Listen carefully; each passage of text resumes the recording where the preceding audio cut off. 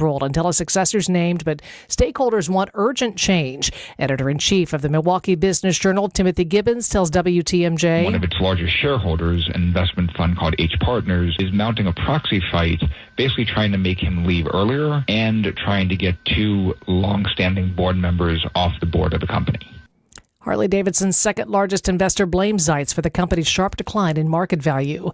Bail hearing turned into testimony for the man accused of running a sex slave operation out of his Milwaukee home. Real estate agent Austin Chronister faces charges for human trafficking, false imprisonment, and 2 counts of second-degree sex assault.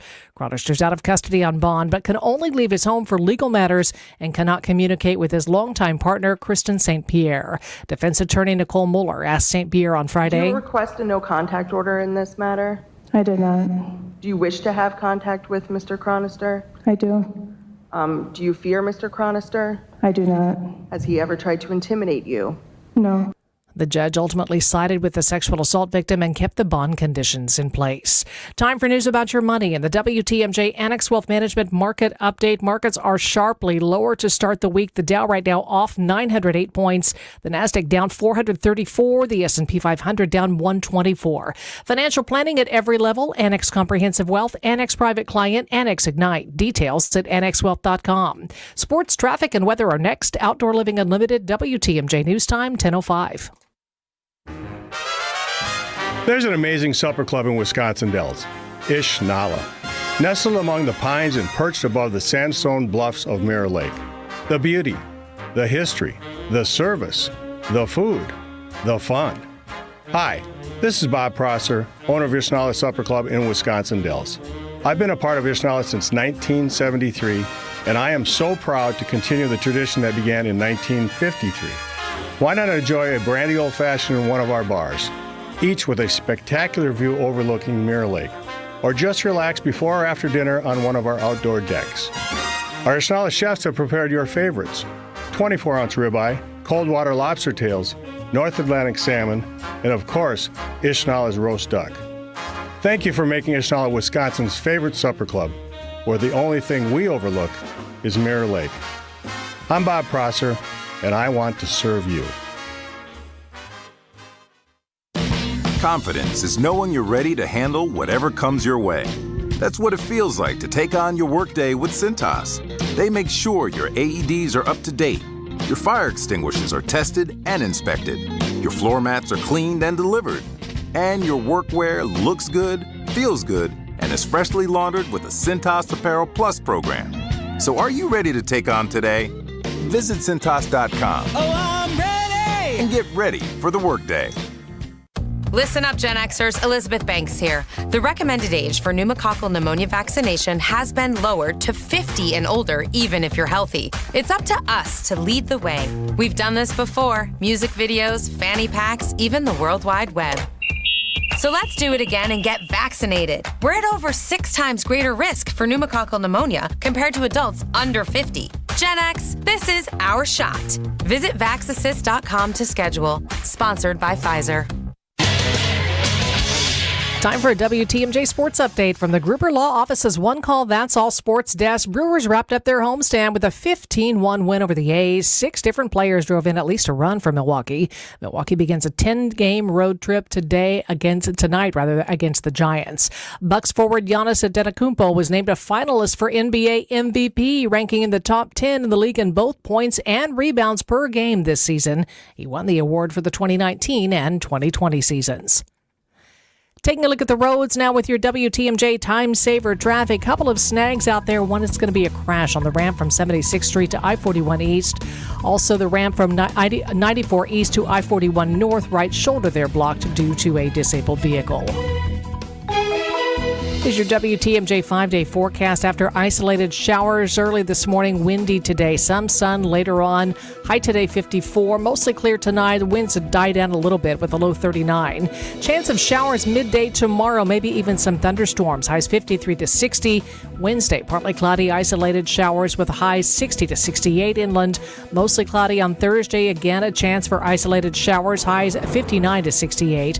And partly cloudy on Friday. Chance of showers with a high of 60. County. 44 in Madison, 48 in Green Bay, 49 in Waukesha and Milwaukee. I'm Connie Weber. Outdoor Living Unlimited, WTMJ News Time, 10:08. Broadcasting live from the Annex Wealth Management Studios at the Avenue. It's time for Point Taken. Here are your hosts, Steve Scafidi and Kristin Brey. Well, one half of that is true. Steve Scafidi had a little bit of too much fun on Easter, and so he is out today, but he will be back tomorrow. We are wishing that a fast recovery for him, but I am indeed here. And Steve, I'm sure, is jealous because he loves talking to these two guests who are joining us for the first hour of today's show. Dan Bice, the Journal Sentinel's political watchdog columnist, and Bill Glauber, retired veteran political reporter from Journal Sentinel, but still keeping up to date, right, Bill? Absolutely. And it's always good to see Bice. How often do you guys see each other these days, now that you're not sitting next to each other in the newsroom anymore? We talk several times a week. All right. If not more. All right. Well, let's start with, we won't spend a lot of time on this, but as far as the biggest news of the day, obviously, is Pope Francis passed away this morning after, everyone saw him on Easter. And I think, kind of caught everyone by surprise thinking that was going to be the return after being so sick. And instead it was a goodbye. And so I don't know from a political standpoint if there's much ramifications of this, but obviously... Well, I think there's, personal sadness in seeing, somebody age so dramatically and then die within hours after his last appearance.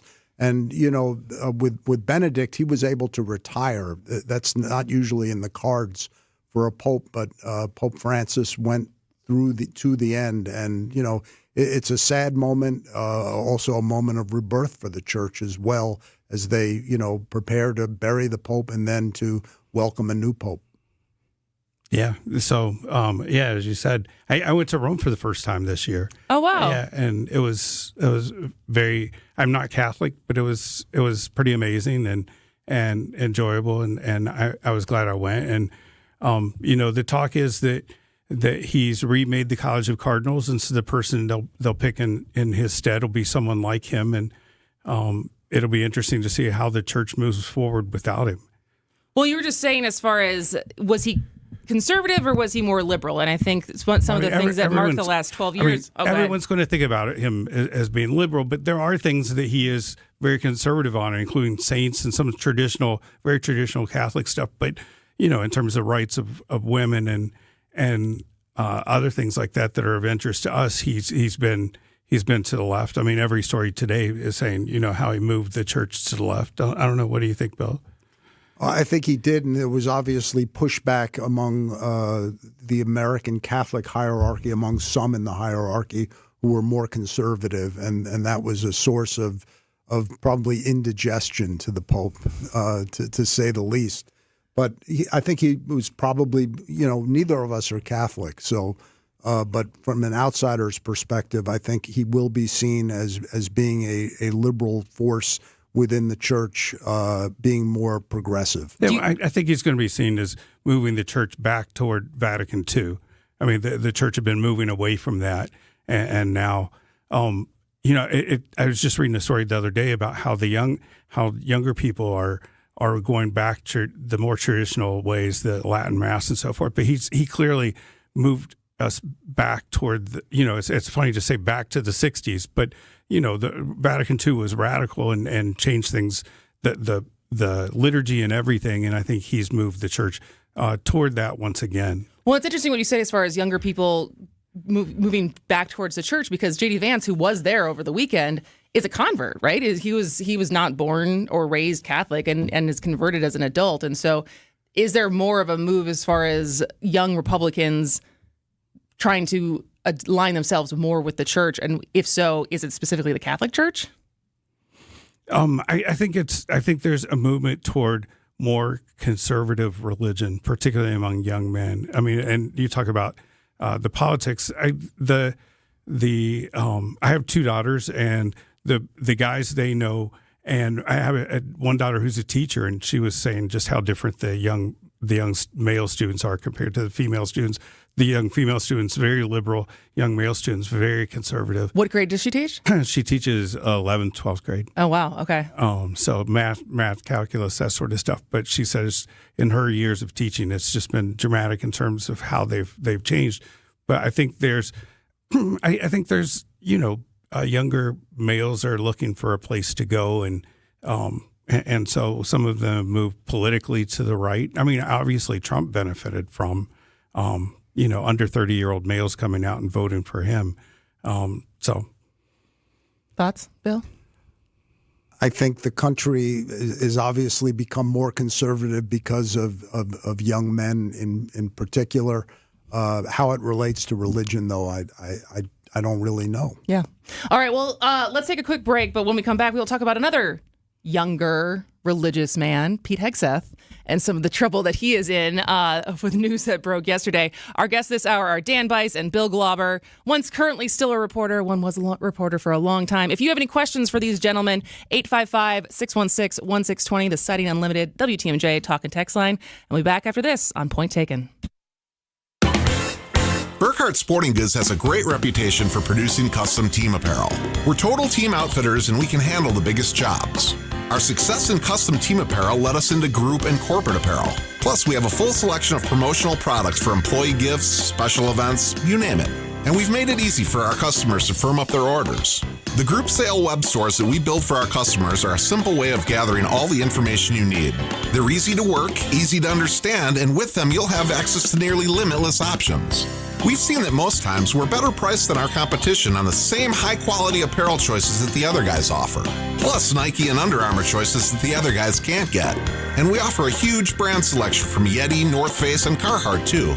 This is Brian Burkhardt. For team, group, or corporate custom outfitting and promotional products, it's going to be really hard to beat our prices, selection, and ease of buying for any size budget and every size company. And that's why we always say, you can't beat Burkhardt. New Berlin and Fox Point. WTMJ's Eric Bilstead here for Tri-County Contracting. We talk all the time about Tri-County Contracting, the place to go for roofs and siding. But don't forget, Tri-County Contracting also does windows. Need a new front entry door? Tri-County Contracting. Or maybe a patio door that's always jammed. Get your free estimates today. They've been helping homeowners like you for 46 years. Tri-County Contracting, WI.com. It's worry-free roofing, siding, and windows. Tri-County Contracting, WI.com. Wisconsin's afternoon news is here for you, bringing you the latest headlines with John McCure. It's being reported that Iran and U.S. nuclear talks have led to intelligence that shows that Iran may be 1 to 2 months away. And diving into the details with Julia Fellow. The president has an axe to grind because he blames them for the attempted assassination attempt on him. Tune in to Wisconsin's afternoon news, where your day's story unfolds. Weekdays from 3 to 6 p.m. Only here on WTMJ.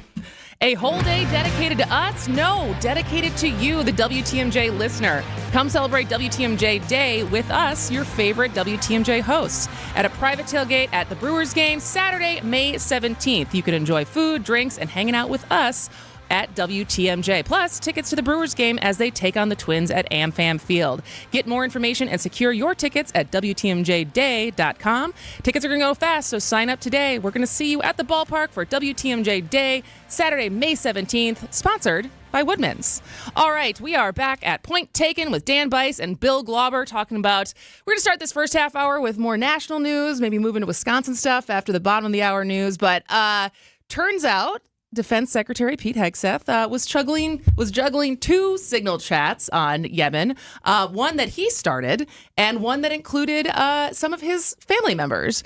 And so there's this news, and then there was also an op-ed published over the weekend criticizing the Pentagon and saying that it is in total chaos right now. You mean by his former chief spokesman? Yes. Is it John Ulyat? Ulyat. And it's an amazing piece. He called him a great patriot and then put the shiv into him. Well, that's what it sounds like. It seems like he's still loyal to him and yet is publishing this article or this op-ed as far as criticizing what is at stake with the Pentagon right now. Hegseth has basically incinerated his leadership.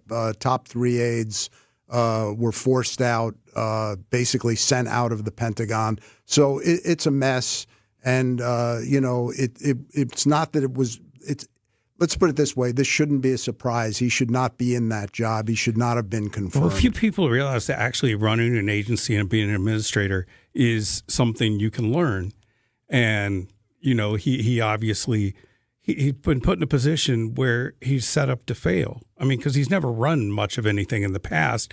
A nonprofit, had very little experience with that, and then is put in charge of the Defense Department. You can't wing it being defense secretary. You have to have been thinking about these issues for years, and you have to have a structure. It reminds me of Mike Flynn, who was, the national security advisor for about 10 seconds in the first Trump administration.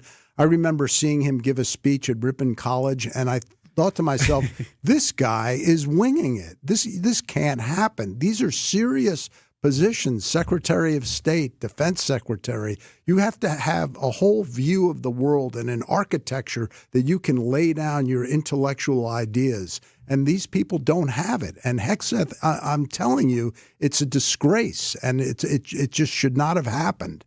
Well, as much as it's a disgrace is one thing, but it's also how dangerous is this as far as all of our safety? Well, that's why I say it's a disgrace. I mean, Pete Hegseth may have been good on television, but he's obviously not good in running the Pentagon, especially in this time of tumultuous change. They purged some of the Joint Chiefs of Staff first thing in there. And, these are serious positions that are not being treated or handled in a serious way. Well, I think that most of the people in the current Trump administration they've thought about these things in a negative way. What's wrong with them? And there hasn't been much thought as to how to actually run each of these agencies. I wouldn't be surprised if this isn't the only one where you have complications like this. I mean, we're already seeing similar problems in HHS. Yeah. The speech that RFK gave last week, and where he doesn't seem to know who's been laid off, who's still there, all sorts of these things. I mean, it's somewhat ironic that Trump has talked so much about getting rid of DEI and appointing using merit when it looks like some of these people were not selected based on any concept of merit at all. So as far as this was an op-ed, this was not a leak, but I think we're now 100 days into this administration. One of the things that I feel like marked the first Trump administration was how many leaks there actually were to the press and as reporters. Do you feel like that's coming as far as the disarray that any of these departments continue to be in? Are there people still there who are trying to raise the alarm and be talking to journalists? He's got more loyalists today than he did in the years past. And I think people were trying to save the government who were leaking stuff about it. But I don't think there have been as many leaks this time because there are a lot of people who want to run the agencies like he does. But well, the leaks are coming clearly from the agencies, not from inside the White House. Mm-hmm. Whereas in 2017, those leaks appeared to be coming from inside the White House. But, you have leaks of the Doge team taking over, ensconcing themselves at the IRS or, the agency and what's happened. If you think about all the stories that have come out, they've come out from the agency side, not from the Oval Office. And that's different. And so as far as we're tracking, because I think what will probably get lost is there was the signal second signal chat, but then there was also, did you guys see that there was Google Docs being shared as a passing between the Biden administration to the Trump administration that had lots of people shared on it? Apparently thousands of people were shared on the documents. That's bureaucratic incompetence. And so is there any... But some of this stuff starts at the top. I mean, remember one of the things that Trump was charged for was taking documents down to Mar-a-Lago. I just don't think but, also Biden had his own issues on this front. I think there's a lack of respect for the importance of keeping things secret that should be secret. But is there any accountability for this, or is it just kind of going to be treated as a whoopsies? I think whoopsies might be the word of the day. But, part of the problem, too, is there's a certain attitude right now that if you screw up, instead of apologizing and moving on, which they could have done with some of these things, they doubled down. And that was the Hegseth rule on the first signal situation, was just to double down and keep on going. And apparently, they screwed up with the Harvard thing as well. But instead of saying, that first letter to you was a mistake, let's start all over and start the conversation again, they just intensified it and made it a little bit. And now there's another $1 billion in federal right. cuts coming down the pike against Harvard. I think it starts at the top. If people are told that they don't have to apologize for anything, then no one does. Whereas, again, you could have dealt with the signal thing, said, we're relatively new. There was no harm done as a result of this. Thankfully, the Atlantic didn't, go public with this sort of stuff and just said, we screwed up and we're going to do our best. Well, they triple dared the Atlantic to go public with it, and the Atlantic went public with it and made them look bad. It seems like maybe Hegseth's going to fail upward. Who knows? But in all seriousness, it's probably the biggest mistake of the Trump administration was pushing through this guy who's clearly not qualified for the role he has. You're going to put money on that? That's the biggest mistake so far, you think? Well, yes, I do. Okay. Because it deals with life and death issues, and they need to make a move and get a competent person in there. Do you think there's a point where the Senate stands up to Trump? They clearly didn't on this. I mean, what was the vote on this? 51-50? It was a one-vote margin. 51-50. A couple other people could have taken a position, and clearly Ron Johnson's been uncomfortable with the tariffs. He's sort of said that Well, Lisa Murkowski says there's fear out there, right? And so I think there's concern, but they're still trying to give him the benefit of the doubt. Is there a point where they say, "Okay, time's up. We're going to step in and stop this stuff"? I would think after the midterms. All right, let's take a quick break. We're talking to Dan Bice and Bill Glauber. On the other side of this, 4 more House Democrats are going to El Salvador. So I want to get your guys' thoughts on whether or not Kilmar Abrego Garcia is a winning or losing issue for Democrats to focus on. Stay with us on Point Taken.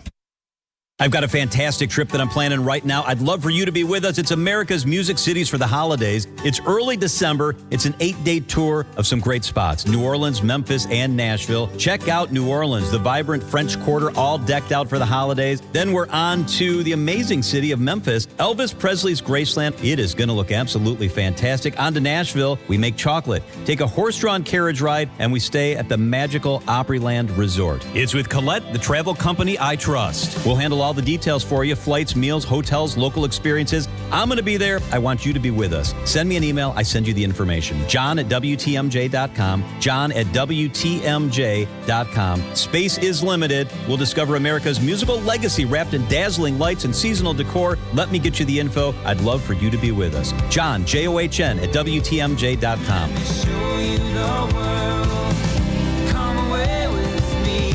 It's America's Music Cities with Colette, the travel company I trust. Dr. Aaron Holtebeck and his team at Holtebeck Eye Center make vision care a top priority. They are your premium provider for eye care and corrective eye surgeries. Dr. Holtebeck has been helping local patients with their eye care needs for over 20 years. Dr. Nausheen Abbas joined the Holtebeck Eye Center team last September, and her practice philosophy is to provide patient-centered medicine by giving all options. Located in Brookfield near the corner of Calhoun and Capitol. Learn more about their services at holtebeck.com. Loyalty, family. Few things are more important. This is WTMJ's Steve Scafidi and Loyal Family Renovations. They saved the day after a brutal storm in Oak Creek. Hail damage, yeah, I had a lot of it. But Jeff, Jake, and the whole team, absolute pros, made the entire process smooth as can be. Let's be honest, not everyone knows how to deal with adjusters. They handle all the questions, quick answers, top-notch customer service. In just 2 days, my roof was done. If storm damage hits, call the team that made it easy for me. Loyal Family Renovations. Visit loyalfamilyrenovations.com. A Blaine's Farm and Fleet original story. Sarah, how are you going to do a raised vegetable garden on this tiny condo balcony?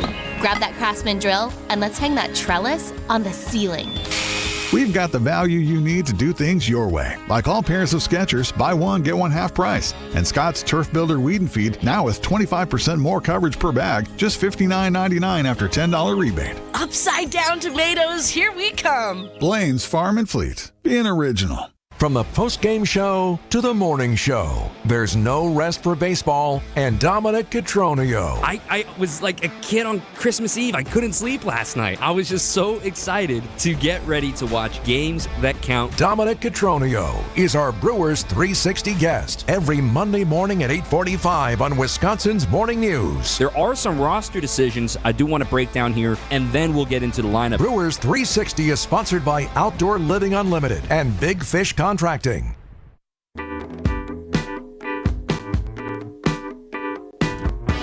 Well, welcome back to Point Taken. I am Kristin Brey. Steve Scafidi is out sick today, but he will be back tomorrow. We're talking to Dan Bice and Bill Glauber, Journal Sentinel, veteran, retired Journal Sentinel reporter Bill Glauber, current Watchdog columnist Dan Bice.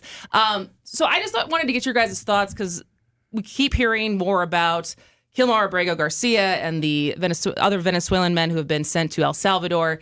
And we were talking about this on Friday with Bill McCoshen, and he thinks this is a losing issue for Democrats. Obviously, a lot of the Sunday shows kept talking about this. Senator Van Hollen made the rounds on all the shows. And now, as of today, I read that 4 House Democrats are now also going to El Salvador. So what is your interpretation as far as this is a political issue and it's staying in the news cycle and people focusing on it? Well, I think that you can look at it two ways. As far as a pure political issue, it's not a winner for the Democrats. People are generally, polls show, on board with Trump's immigration policies. Maybe not being so draconian, but they like the fact that the border is secure, and they agree with some of the moves. Not all of them, but some of them. On the same point, from a purely constitutional viewpoint, the Democrats are mounting a valid defense that he was denied his due process and he was basically lifted out of the country and dumped in this foreign jail, and that shouldn't take place. So on the political side, it may not be to their advantage, but on the constitutional side, it may be an issue where they feel that they cannot compromise. I think when you lose Joe Rogan, that's a tough thing. And Rogan has been now speaking out, saying you got to have due process. The only thing is the Trump administration wants to get 1 million people out of the country, and that's a lot of people. That is a lot of people. All right, when we come back, we will refocus on Wisconsin and Wisconsin politics with Dan Bice and Bill Glauber. But first, news. This is a special report from ABC News. I'm Sherry Preston. President Trump at the annual Easter egg roll at the White House a short time ago, talking about Pope Francis, who died early this morning at the age of 88. He was a good man, worked hard. He loved the world, and it's an honor to do that. First, for Pope Francis, he was the first Jesuit ever to be Pope, and born in Argentina with the name Jorge Mario Bergoglio, was the first from Latin America elected to lead the Catholic Church. After his funeral, mass, and burial, a new Pope will be chosen by cardinals from around the world. This is ABC News contributor Father John Walk in Rome. The conclaves, which have been around now since the 13th century, are essentially designed to make sure that the voice of the Holy Spirit is heard while the Pope is being elected. Pope Francis reached out to the disenfranchised and to the poor and to refugees. This is ABC News. Outdoor Living Unlimited, WTMJ News Time 10:31. I'm Connie Weber. A deadly house fire in Oshkosh early Easter morning, Burdick Street and Murdoch Avenue. Firefighters brought one person out of the burning home. That person later died. No word yet on the cause of the fire. Someone illegally shot and killed a bull elk in western Wisconsin. The bull was one of the last remaining elk originally brought from Kentucky in 2016 and had served as one of the primary breeding bulls for the Wisconsin Central elk herd. So far, no arrest, but the Department of Natural Resources is investigating. Local coffee chain abruptly closed while facing eviction and failing to pay its employees. For lease signs now appear on a vacant cafe where Interval Coffee operated on Kinnick Avenue. Court records show an eviction notice for its east side location on Jackson Street. In March, employees posted signs on the cafe doors saying they weren't being paid while the owner was out of the country on a coffee sourcing trip. Interval's faced dozens of complaints for tax delinquencies since 2019. Time for news about your money. The WTMJ Annex Wealth Management Market Update. Markets are sharply lower still. Dow right now down 900 86 points, 38,155. The Nasdaq is down 490 at 15,796. The S&P 500 is down 140 at 5,142. Financial planning at every level. Annex Comprehensive Wealth, Annex Private Client, Annex Ignite. Details at annexwealth.com. Taking a look at the roads now with your WTMJ Time Saver traffic. Still working a crash on the ramp from 76th Street to I-41 East. Also the ramp from I-94 East to 43 North. Right shoulder there blocked due to a disabled vehicle. Here's your WTMJ 5-day forecast. Windy today, some sunshine later on with a high 54. Winds should die down tonight, mostly clear, 39. For the low, Tuesday, partly cloudy, a chance of midday showers and thunderstorms. Highs 53 lakeside, 60 inland. Chance of isolated showers Wednesday and Thursday. Highs both days around 60, lower 60s lakeside to about 68 inland. Then partly cloudy Friday with a chance of showers and a high of 60. 45 in Madison, 48 in Green Bay, 46 in Waukesha, and 47 in Milwaukee. I'm Connie Weber. Outdoor Living Unlimited, WTMJ News Time, 10:33. At Erickson's Landscape Supply, we have durable, maintenance-free polywood patio furniture and #1 grade treated natural pine Amish-made patio furniture. And we also have a wonderful assortment of concrete benches, statues, and fountains available in a selection you just gotta see to believe. Erickson's Landscape Supply, high-quality mulch and stone for a whole lot less, plus a whole lot more. Commercial or residential, visit ericksonslandscapesupply.com to see our entire selection or stop on in today. He told us to load 4 yards into his 8-foot bed, but we knew that 3 full, honestly measured yards were going to fill his truck bed to the rim. After we proved that, he told us the other guys have been telling him he's been getting 4 yards in there for years. Honest measurements and honest folks who just want to do you right. So you come back.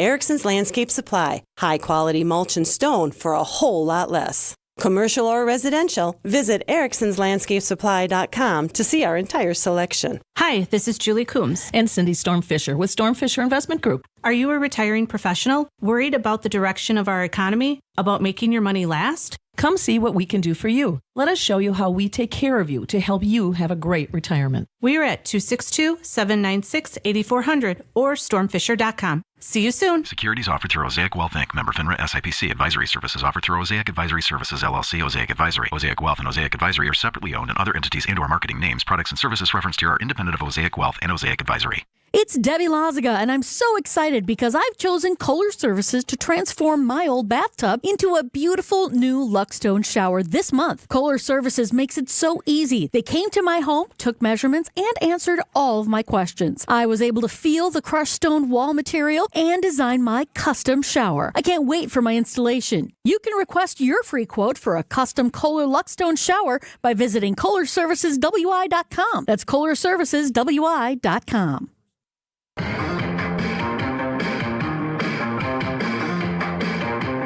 Welcome back to Point Taken. I am Kristin Brey. Steve will be back tomorrow, and we are here with Dan Bice, Journal Sentinel's political watchdog columnist, and Bill Glauber, retired veteran political reporter from Journal Sentinel. Very excited to be talking with both of you. But let's focus on Wisconsin, because I feel like we are now at a turning point as far as we're past the Wisconsin Supreme Court election.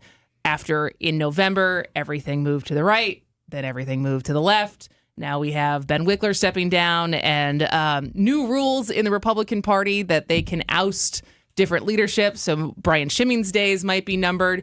So what is your take as far as where both parties stand a year and a half before midterms and a governor's election? There was an interesting detail in the stories about Ben Wickler stepping down. And for most people, they have no idea who Ben Wickler is. That's a weird thing to think about. But when the Democratic convention occurred, he would have a meeting in the mornings, and everybody would show up. Nancy Pelosi would be there. Tim Walz would be there, because he was the guy. They realized he has an ability that many others in politics don't have. And that detail that I was talking about in the story was, it said in his 5 years as head of the Republican Party, he had raised $262 million for candidates in Wisconsin. And over that same time, the Republicans had raised 90. So he was raising $2.50 for every dollar that the Republicans are raising. Part of that's because of is the Trump effect, because people wanted to spend money, wealthy people wanted to spend money and stop him, and he was able to channel them to Wisconsin, saying, we're a swing state, and you need to put money here, and we'll stop him. Obviously, Ben's record is generally good in winning elections, but he did lose the election in 2024, but then turned it around in terms of the Supreme Court race. But he had that ability. In the past, the Democrats had not raised much more money than the Republicans. And so he's got a year in which he gets to teach his replacement how to do the same thing in the state. The Republicans, I think they are in, despite having won the president's race, I think they're in a little bit of trouble right now. They're not raising money. They're in disarray. There's an outside group called Turning Point that wants control of the party. And I think in the next, I think at the convention coming up, we're going to see if the head of the Republican Party, Brian Schimming's, able to hold on, or if they move in a different direction and select someone else to run the Republicans. So, go ahead, Bill. Yeah, no, and the Democrats have a race that's going on. The Republicans have a race that's in the background because there's somebody still there. So I don't know which one becomes bloodier in terms of the leadership of the party. Well, I don't think I think the Democrat one is out on the table, and everybody knows this is happening. I think Ben Weckler did it in a way that where it wasn't daggers. I mean, we can see what's going on in the Republican Party by looking at what's going on in the 8th congressional district. Can you explain that a little bit? Because I don't think we've gone much into what the kind of very public infighting that's happening in the 8th congressional district. There's a group called Turning Point. It's run by a guy named Charlie Kirk, very close to Trump, Donald Jr. in particular. He came here to try to help Schimming win. And slowly, they've been taking over parts of the Republican Party, and they've done it in the major centers around the state. They've done it in Madison, they've done it in Milwaukee, and they've done it in Brown County and Green Bay. But they are to the right of the Republican Party. Republican Party in Wisconsin is very traditional, honors tradition, and those sorts of things. Their group is slash and burn, very much Trump-style politics, and they would like to take over. But as I said, I went to a couple of their events during the Republican convention, and it's much more openly religious. The Republican Party in Wisconsin's it is conservative and has been for a long time, but it's not overwhelmingly religious. And Turning Point is, and Turning Point is not based here; it's based in Arizona, and so but they've had more success here than they have elsewhere. They do have energy; they're very engaged, and they are talking about taking over the Republican Party here. And I'm not sure, how that's going to go with I think a lot of the old guard is having a very hard time with what's going on. Go ahead, Bill. No, also there is a problem for Republicans in organizing that came up during the Supreme Court race. Right. They didn't do as many doors as the other people, as other groups. And it turns out, Elon Musk, his group came in during the Trump race, and they went to tons of doors, hundreds of thousands of doors, and the Republican Party wasn't doing that. They haven't been making as many calls. They've not been canvassing as much as these two new groups. And Turning Point and Elon Musk's group, America PAC, work together. They do work together, so they're not at odds. Well, it started off that Turning Point was running here, but they had a lot of money, and almost everybody's under the age of 30. So some of the people, there was talk nationally and internationally that they were wasting money, because they weren't just here. They were in Michigan, they were in Arizona, they were in Utah, that they were burning through a lot of money. But Elon Musk came in and brought some order and control to what was going on. I think Elon Musk didn't get the credit he deserved for winning, winning the state for Trump.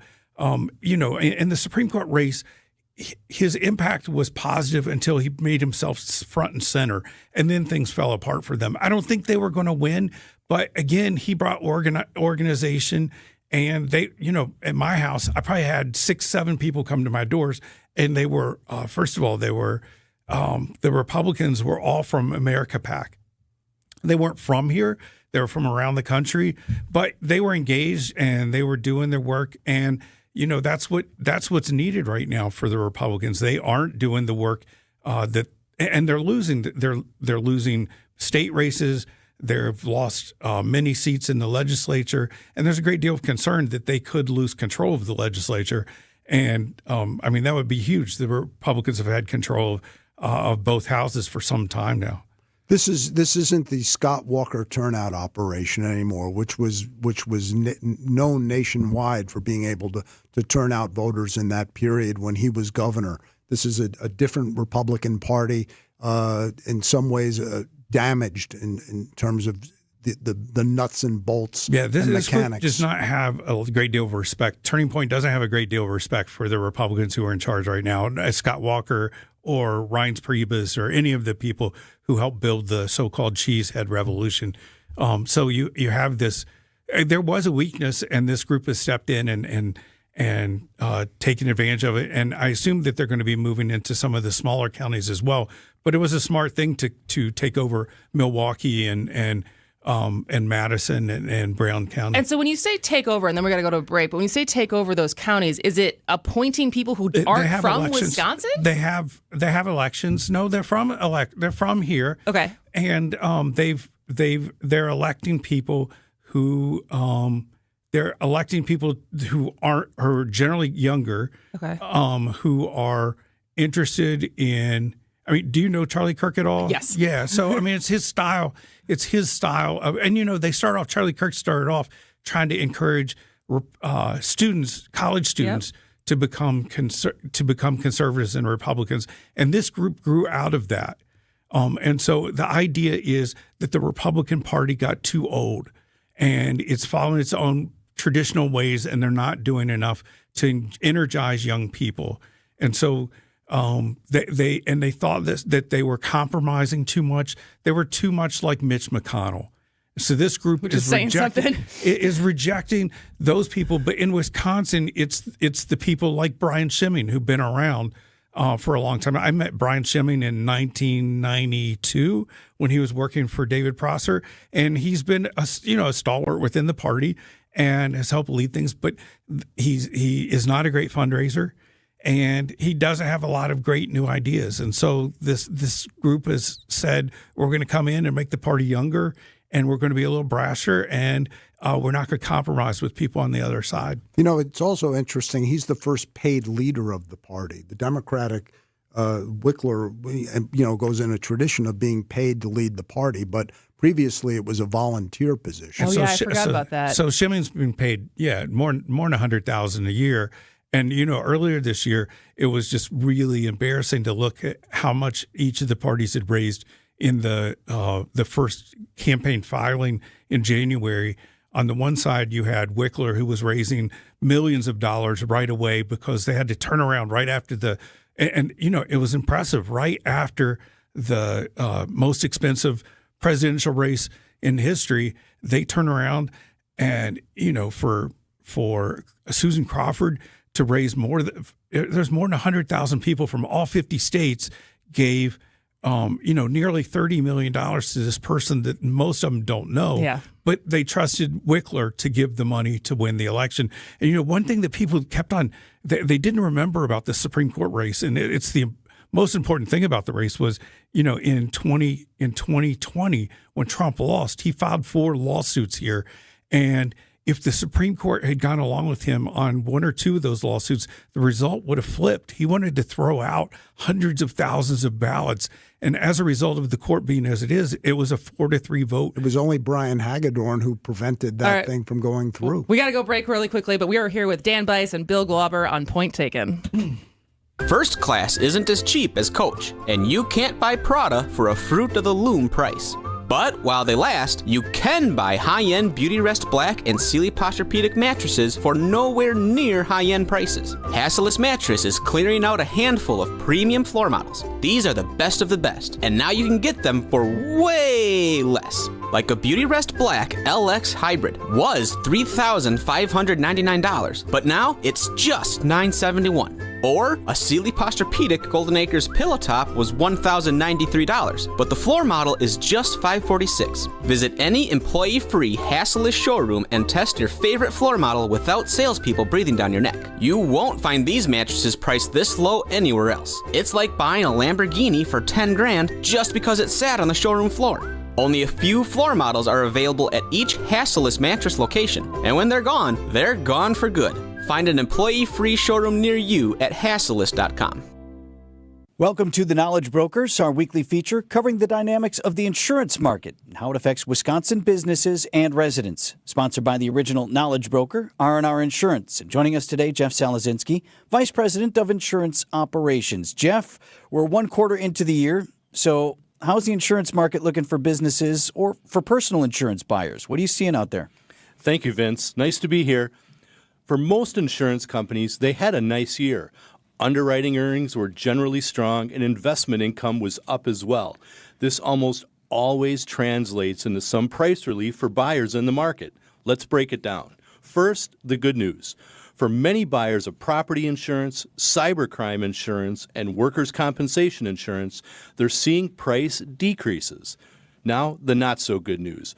Auto insurance, general liability insurance, umbrella insurance, and homeowners insurance are all trending higher. All right, Jeff, so we got some lines of insurance increasing, others going down. So what do listeners need to know about taking advantage of the opportunity? A properly designed insurance program has never been more relevant nor more important than today. It's also important you work with a partner that knows how to identify these opportunities, capitalize on them, and negotiate strongly on your behalf. All right, so why should a business or a family work with R&R Insurance? At R&R, we understand complex, dynamic market conditions. We understand how to present your account to an underwriter in the most favorable light. We create competition for your account, and R&R has been helping clients for almost 50 years. If you're looking for a better insurance purchasing experience, we'd love to speak with you, or visit us at myknowledgebroker.com. At R&R Insurance, we know business insurance. That's Jeff from R&R Insurance. Thanks for the great info, Jeff.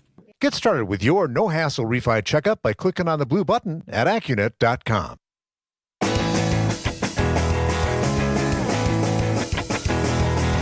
Welcome back to Point Taken. I am Kristin Brey. Steve will be back tomorrow. We're talking to Dan Bice and Bill Glauber. So let's look ahead at the governor's race, which is a long time away to some people. It's here. But it's also here. No, There's people already proclaiming that they're going to run for Congress. And so what do we know so far is whether or not which way Evers is leaning? I was asked that with a thing we call a mailbag as to whether he's in or he's not. And I'd recently said that I thought it was 60-40 he was going to run, but I'm now completely at 50-50. Really? I have no idea, and I think it's because the people around him don't have a good idea as to what he wants to do.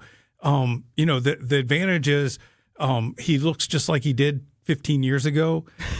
He doesn't look like he's getting older, but he will be 75 if he wins. He'll be 75 when he takes office, and we now know voters do care about that sort of thing, particularly if there are any signs that age is affecting him. If it's not, like with Trump right now, there are few signs that he is, that he's slowing down or anything like that. But if there are any signs like that, if Evers would have a really bad debate or something, I think it would be a problem for him. So I think he has to reflect on, how he's doing personally and physically and all of those things, because it would be harmful to his party if he tries, if he's not fully ready to go and to run for another 4 years, because he's going to be in office until he's 79. Yeah. If it's not him, who? And when I'm 79, I do not want to be, in a position like that where you've got to get up every day like it's, it's your first day on the job. The thing that hurts modern politicians in Wisconsin is they think you could do a third term because Tommy Thompson made it look so easy. Man, how old was Tommy? Hard. How old was Tommy when he did his third term? Not the year. It's just the fact that he won 4 times. And he won 4 times. Scott Walker couldn't make it past the third time. But the last time he ran into the same buzzsaw because he ran against Tammy Baldwin. He ran out of money in the primary because he was running against Hovde. And Hovde ran hard, spent a lot of money, and Tommy did. And so for 2 to 3 weeks after the primary, Tommy had no money. He just got firebombed. And so Tammy on air. Baldwin went with this strategy of saying he's not the Tommy that you voted for before. He's different now. He's now a product of Washington. He supports lobbyists, and he's a little bit older now. So, I mean, even he had to come to terms with this. So I think that's a big issue. There are a number of Democrats who want to run, and we're going to see. I'm guessing that on the Republican side, I wouldn't be surprised if we have a situation like we did the first time Evers ran for governor, and that is a small collection of people. And I'm betting the vetting of the candidates will start soon because there's up to 10 candidates right now who are talking about potentially running. And so each of these people are going to start hiring people. And to tell you the truth, in the last Senate race, I started doing stories on the candidates 2 years early. So I'm into this area, and people are already pitching ideas to me about. I was going to say, Dan, the vetting has already begun. Well, You're getting calls. Yeah, I know. But people, and that's what I do is look into people's backgrounds and stuff. And so I think with the candidates, that's many people are not engaged, as you said, on this right now, but people in the inner circles are, and they start realizing that certain stories could knock you out. And so that's what's going to be happening. If you're interested in politics, the next 6 months, just read about the backgrounds of the Republican candidates who are going to be running. That's where the action's going to be. Let's take one quick break. We might have a minute when we come back to see who we think those potential candidates might be. We're talking to Dan Bice and Bill Glauber on Point Taken on WTMJ. Hi, this is Jeff Levering with the Brewers Radio Network. Ridgetop Exteriors, Wisconsin's trusted name in home improvement, does more than just top-quality roofing. They're your go-to for maintenance-free siding and energy-efficient windows, too. Ridgetop has expert credentials with leading manufacturers like Pella, James Hardie, and LP Smart Siding. For over 20 years, they delivered exceptional craftsmanship and service. Call Ridgetop Exteriors today or visit ridgetopexteriors.com. Ridgetop Exteriors, where customer service always comes first. Ridgetop Exteriors. The most common reason pain sufferers come to us is to be able to perform their daily tasks without suffering through them. Grandparents who want to be able to take their grandkids on walks and to the park. Or those that just want to be able to get out of their vehicle with more ease than pain. Rejuvenex pain treatments can help, and the sooner you get to calming down that pain, the better it will be. These are powerful, FDA-approved pain treatments precisely administered with an extremely small needle to get to the root of your pain. And before you know it, you'll feel the anti-inflammatory power of Toradol and the cushioning relief of hyaluronic acid. Positive patient results are regularities, not rarities. And we do this conveniently in office, so it's very easy for you. And we're in network with most insurance plans, including Medicare and Medicaid, which could mean zero out-of-pocket costs for your pain relief treatment.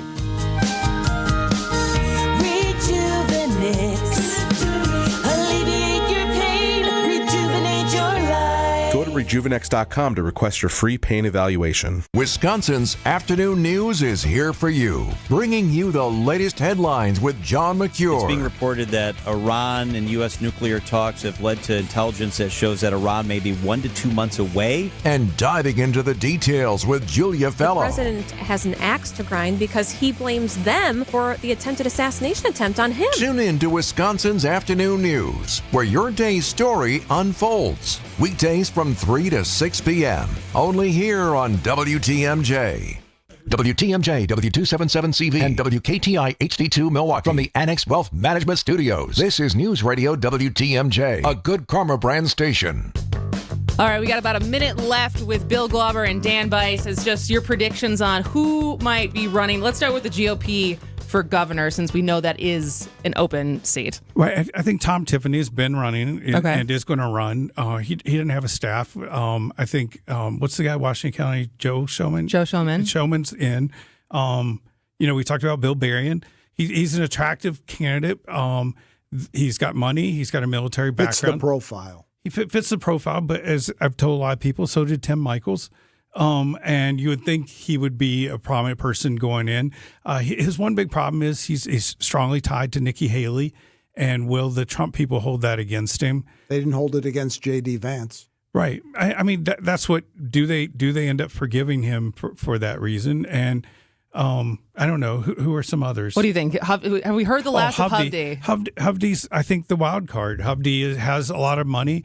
I think he feels like he actually won the election, and he's put out video saying that. And I think that's going to be harmful to him because I don't think Republicans, there are some Republicans who are like that, but I think he'll end up trying to run his last election and it took him a while last time to not run his 2012 race. And so, but he does have a lot of money.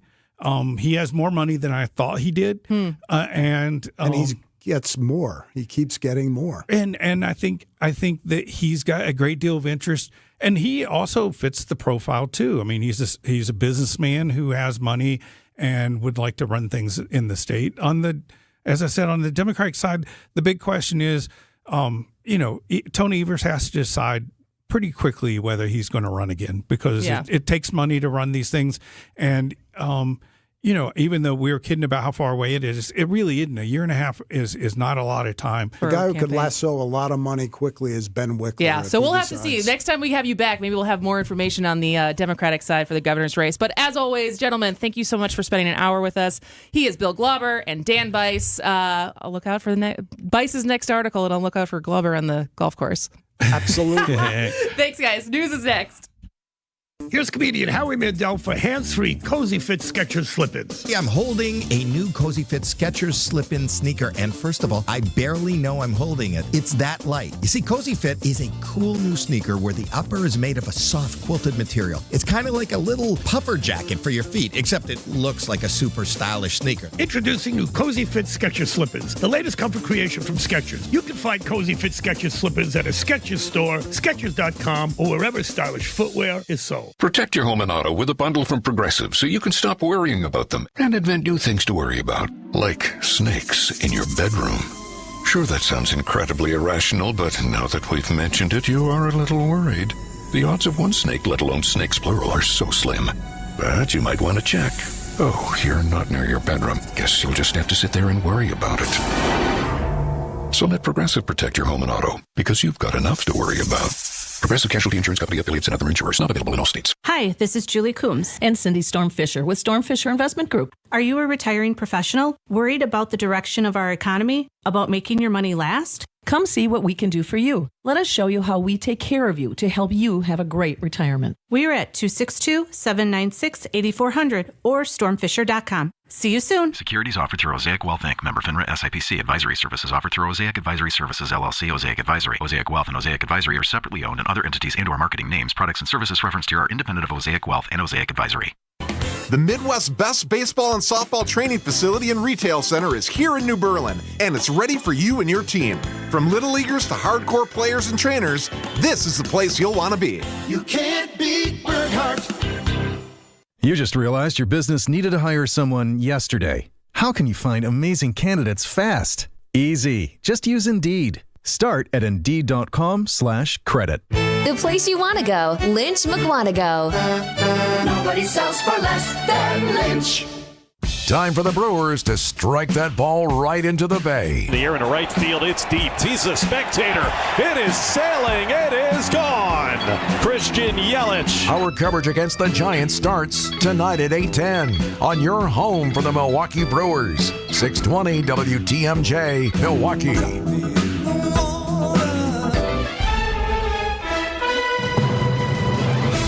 11:01, we have cloudy skies, 47 degrees. After those isolated showers early this morning, windy this afternoon, maybe some sunshine later on, a high of 54. From the WTMJ Breaking News Center, I'm Connie Weber. The Pope has died. Pope Francis passing away early today at the age of 88. His death comes about a month after he left a hospital in Rome where he was being treated for various respiratory ailments. Reaction from all over the world, including here in the Archdiocese of Milwaukee. Monday morning, reading in part, our hearts are saddened by the passing of a man whose tremendous faith and vision shepherded the church through many challenges over the course of the past 12 years. As people of faith, we turn to the one who is the resurrection and the life and ask him to receive Pope Francis into the halls of the heavenly banquet and to give him eternal rest. Pope Francis selected Grubb to lead the Archdiocese of Milwaukee last November. Archbishop Grubb will address the media later this morning. Adam Roberts, WTMJ News. President Trump at the White House Easter egg roll today called the Pope a good man who worked hard and loved the world. I just signed an executive order putting the flags of our country, all of them, all federal flags and state flags, at half-mast in honor of Pope Francis. Vice President J.D. Vance, who met Pope Francis at the Vatican just yesterday on Easter Sunday, said his heart goes out to the millions of Christians all over the world who loved him. French President Emmanuel Macron said Pope Francis always sided with the most vulnerable and the most fragile, and said a great pain would be felt in France and around the world. Defense Secretary Pete Hegseth pushing back against reports that he shared details of a forthcoming attack on Houthi targets in Yemen with his wife, his brother, and personal attorney in another Signal chat. That is a top Pentagon spokesperson who just left his post last week has blasted the secretary's leadership. An op-ed in Politico has former Pentagon spokesman John Elliott describing a Defense Department in total chaos and disarray under Pete Hegseth, with the departures last week of 3 of his top aides. At the Easter egg roll on the White House South Lawn, Hegseth told reporters, "What a big surprise that a few leakers get fired and suddenly a bunch of hit pieces come out." Hegseth says he's spoken with the president, and the White House appears to be standing by him, with the press secretary insisting that nothing Hegseth shared in various Signal chats was classified. Stephen Portnoy, ABC News, Washington. A small plane went down in central Illinois, taking the lives of 4 Wisconsinites. Here's ABC's Rena Roy. An urgent investigation underway after a single-engine plane with 4 people on board came crashing down in Cole County, Illinois. The NTSB says the Cessna 180 struck multiple power lines. Officials say 2 men and 2 women from Wisconsin were on board. All 4 pronounced dead at the scene. Officials have recorded nearly 300 aircraft accidents already this year, more than 50 fatal. An ordinary bail hearing for the Milwaukee man accused of running a sex slave operation turned into emotional testimony from one of his accusers.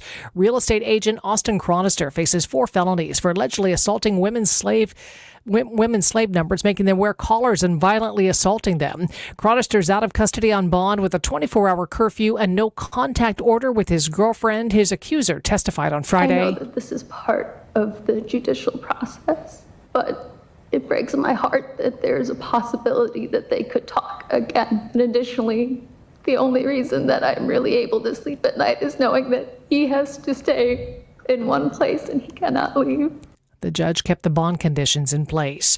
Part of the central U.S. bracing for severe weather this week after deadly storms struck the plains over Easter weekend. 3 people died in Oklahoma due to the intense weather. 2 others still missing due to flooding. Thunderstorm activity will pick back up starting tomorrow afternoon, with parts of western Oklahoma and western Texas set to be hit.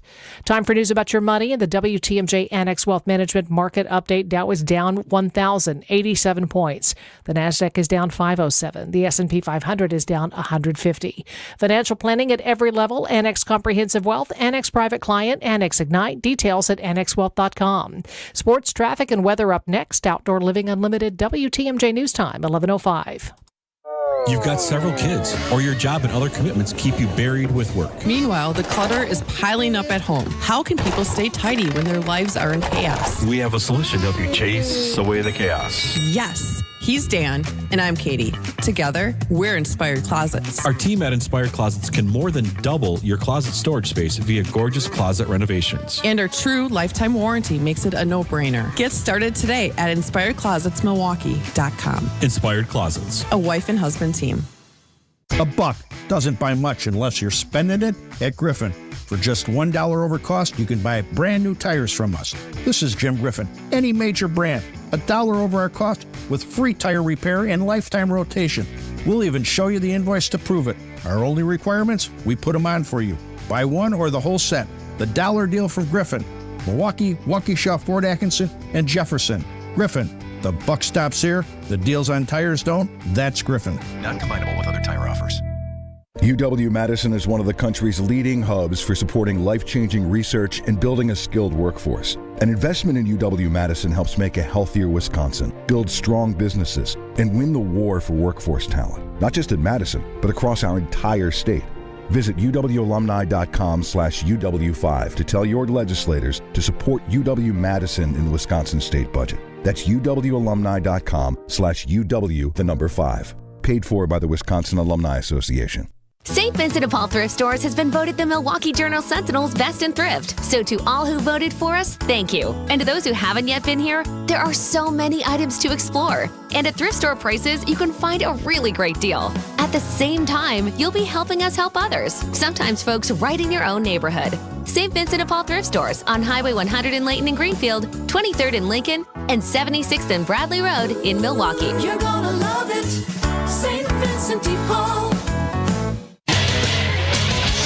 Time for a WTMJ Sports Update from the Gruber Law Office's One Call That's All Sports desk. Brewers wrapped up their homestand with a 15-1 win over the A's. Milwaukee begins a 10-game road trip tonight against the Giants. Bucks forward Giannis named a finalist for NBA MVP, ranking in the top 10 of the league in both points and rebounds per game this season. He won the award for the 2019 and 2020 seasons. Taking a look at the roads with your WTMJ Time Saver traffic. Still working that crash on the ramp from 76th Street to I-41 East. Also I-94 West, about a mile and a third beyond the ramp from Highway 100. The left shoulder there blocked due to a broken down vehicle. Here's the WTMJ 5-day forecast. Windy today, some sunshine later on with a high 54. Clear tonight, not quite as windy. An overnight low, that is, of 39. Chance of midday showers and thunderstorms tomorrow. Highs 53 lakeside, 60 inland. Wednesday and Thursday, partly cloudy skies with the chance of isolated showers. Highs both days around 60 to the upper 60s inland. And then Friday, partly cloudy with a chance of showers and a high of 60. 45 in Madison, 48 in Green Bay, 46 in Waukesha and Milwaukee. I'm Connie Weber. Outdoor Living Unlimited, WTMJ News Time, 11:08. Broadcasting live from the Annex Wealth Management Studios at the Avenue. It's time for Point Taken. Here are your hosts, Steve Scafidi and Kristin Brey. Hello. Happy Monday. Steve is unfortunately out. He is not feeling great today, but he is resting up, so he will be back tomorrow already sick. It's only day 4 of this new show together, and he was already telling me that he is passing the torch on to me. No, I'm just kidding. But Steve will be back tomorrow. Again, thanks to Bill Glauber and Dan Bice for spending the first hour with me. Always fascinating to get their take as two guys who have been doing, Bill's retired, but two guys who have been doing or had been doing this job for a very long time and know where a lot of the metaphorical bodies are buried when it comes to specifically Wisconsin politics. But coming up next after this next commercial, Dave Spano is going to join us. So he's going to come back and be doing 11:15 on Mondays with Steve and I. Obviously, he is the president and CEO of Annex Wealth Management. But before we talk about tariffs and the economy and the market and taxes with Dave, I wanted to talk about this with Steve, but since he's not here today, I will talk about it on my own. I would love to get your thoughts on this as far as what makes a job manly, or I guess on the flip side of that, what makes a job feminine, and can work be gendered? But one of the many talking lines when it comes to Trump and his tariffs is bringing back masculine manufacturing job. But unfortunately, there's one problem with that, is that men don't necessarily want those jobs anymore. So the theory behind President Trump's massive wave of tariffs is that they're a way to usher in a renaissance of American manufacturing.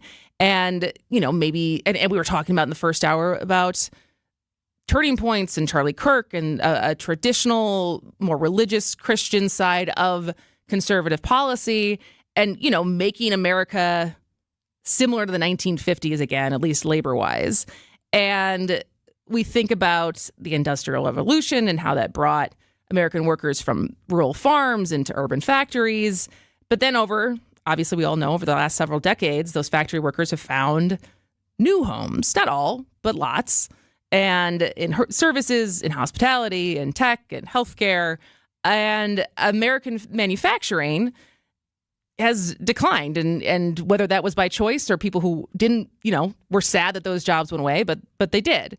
And it's a tall order to reverse that trend, not because people don't agree, because an August poll found that 80% of Americans think the country would be better off if more American workers in manufacturing were working in manufacturing than there currently are. But the problem is most people are not so jazzed about working in manufacturing themselves. That same poll that found that 80% of Americans think the country would be better off, only 25% of Americans think they'd be better off working in a factory. And it's interesting because you're seeing, I think Jesse Waters had on his show, I don't know if it was last week or the week prior, talking about how manly these jobs are. When the president talks about bringing back jobs, he means, specific kinds of jobs, one like manufacturing and mining and construction and very coded as masculine. I think, Jesse Waters, it was called the ultimate testosterone boost, and saying that working from behind a screen makes you a woman. Now, I don't know if that is actually true, but it's just an interesting thing to think about as far as I don't think you're any less of a man for not wanting to work in more dangerous jobs. And beyond the tall order of actually bringing these jobs back and the years-long investment of bringing these jobs back, do we have the people who want to work these jobs? And is labeling them as masculine enough of a PR spin to recruit men to want to do those jobs? Isaac, I don't know if you have thoughts on this as a man who works in front of a computer screen. I'm so confounded by this because the dominant image of masculinity right now is like crypto scammers and guys that get up at 3 a.m. to go to the gym before they do their crypto scamming in front of the computer. And that's a culture that was created by people like Donald Trump and J.D. Vance. And now they're saying that that's feminine. That is very confusing to me. Yeah, and on top of the fact that it is the desire to do these jobs, it is also certainly an amount of people who, this our labor force in general, certainly in Wisconsin for the last decade, we've been talking about a declining working age population and people and having enough workforce to work in a lot of different industries.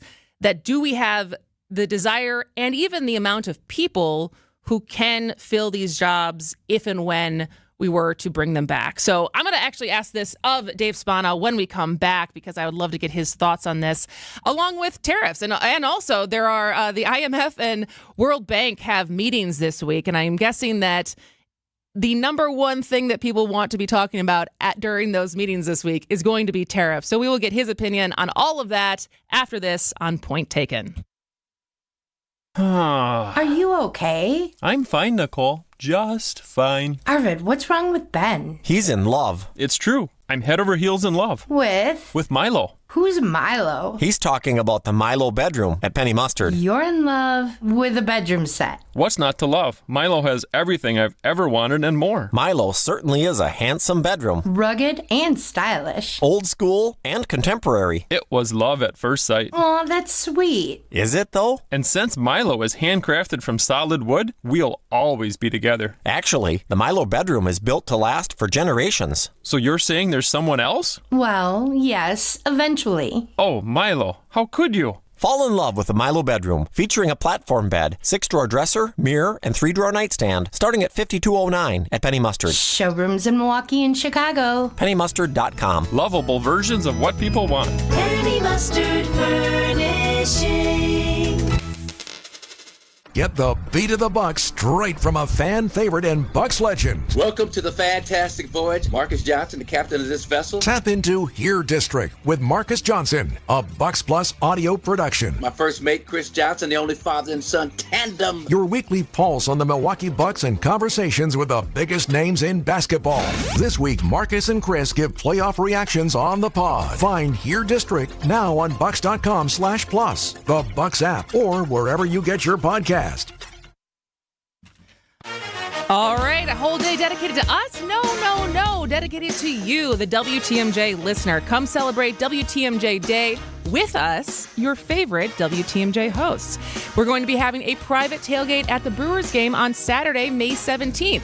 You can enjoy food, drinks, and hanging out with us, plus tickets to the Brewers game as they take on the Twins at AmFam Field. If you want more information and secure your tickets, go to WTMJday.com and go fast because tickets are going to go fast, so you need to go sign up today. We're going to see you at the ballpark for WTMJ Day, Saturday, May 17th, sponsored by Woodman's. All right. Welcome back to Point Taken. I am Kristin Brey. Steve Scafidi will be back tomorrow, but joining us on the phone right now is the one, the only Dave Spano, who is the president and CEO of Annex Wealth Management. Welcome to the show, Dave.